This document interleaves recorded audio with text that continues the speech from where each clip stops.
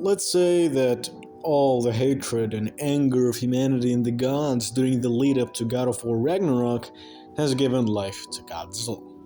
Let's say that this Godzilla possesses the same abilities and powers of Heisei Godzilla.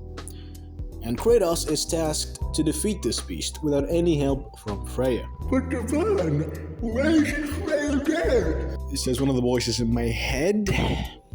Look, Jimmy, I don't fucking know. She's on her period or something. Don't even question it, man. Let's just get started.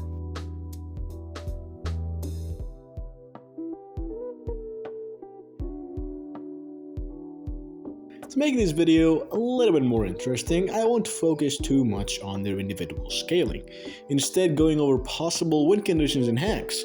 But before any of that, I'll have to explain why they're comparable in terms of raw stats. Starting off with Kratos, he easily scales to and above most of the Aesir gods and all of the Valkyries: Thor, Sigurd, Baldur, the World Serpent. Thor and Jormungandr can splinter the World Tree, which is an infinite structure transcending space and time, holding multiple realms which are their own separate space-time continuums.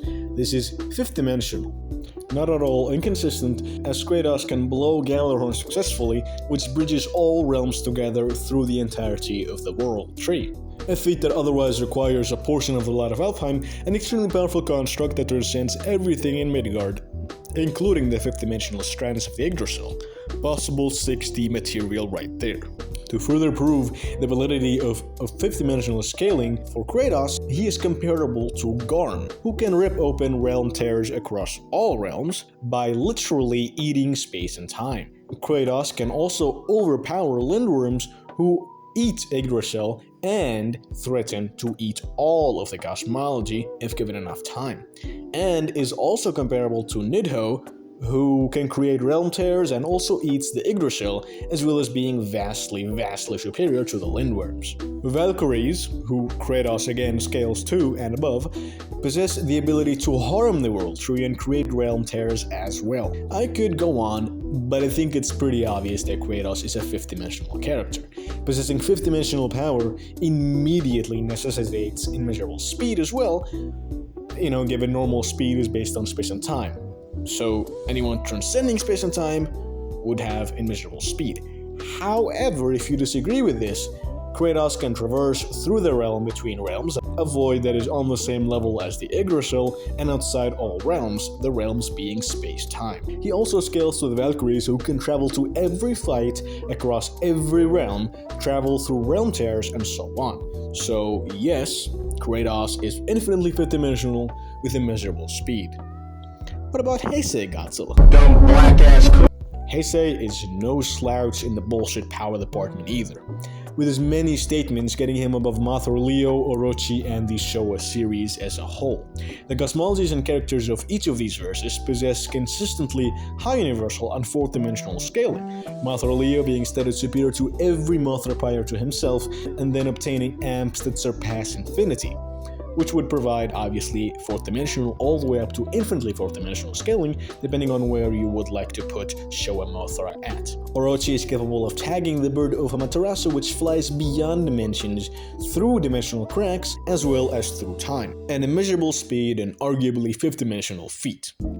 Space Godzilla can emit and use supergravity, which is treated as extra-dimensional, higher dimensional, and the works within the context of the verse, which shares cosmology with Showa, Leo, and Orochi, making it a fifth-dimensional phenomenon at the very least. That Space Godzilla amps himself infinitely beyond, very literally, making him infinitely fifth-dimensional, which Godzilla ratios. Godzilla reacts to Mecha King Ghidorah, who is mid-traveling through space-time continuums, timelines, and so would be an immeasurable speed reaction feat. He also scales above any version of Mothra Leo, including the one with immeasurable speed, which achieves it by reaching the speed of light, something Space Godzilla does, if not more so. And so both destroyers are fifth-dimensional with immeasurable speed. Who wins?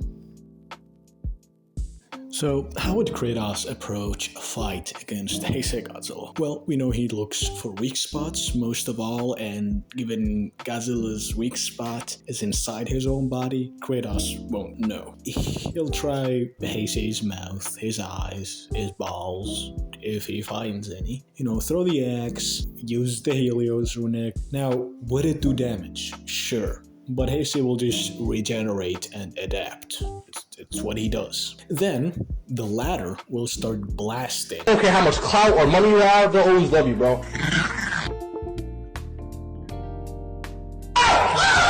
Do I believe Kratos could dodge the breath? No. Is he fast enough to react? Yes. But to dodge it, he'd need to be a lot faster than Heisei's next speed with his own travel speed. Because since Heisei's AoE is much larger than Kratos' own body, and he is relative in speed, this would mean Kratos would have to block, since, the guy doesn't exactly have immeasurable speed running. Now, given Kratos' Guardian Shield can block attacks from Mjolnir, Boulder, and the like, while not being the strongest shield that Kratos has access to in this matchup, it could weaken the blow. Any shield of his could, especially the Stonewall shield. And Kratos has multiple passive effects that could either negate the first breath or simply weaken the first breath, while damaging Heisei and buffing Kratos himself. So, this first exchange would come out with Kratos possessing a slight advantage. When Kratos realizes that this creature has no real weak spot, he will have to go all out and in classic Kratos fashion, make his own weak spots.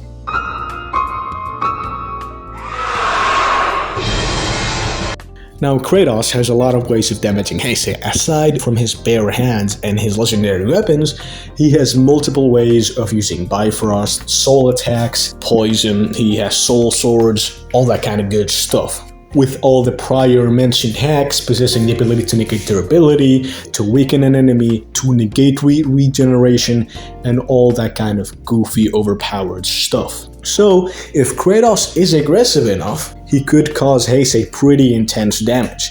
Damage that the latter will struggle to heal, given the extensive and extremely potent array of hacks that will be used upon him, as well as the conceptual nature of some of these attacks, such as the Bifrost and obviously the power of his divine weapons. The cold of the axe is far beyond absolute zero, and the heat of the blades is far beyond absolute hot. So these would cause Heisei massive damage that he would struggle to adapt to.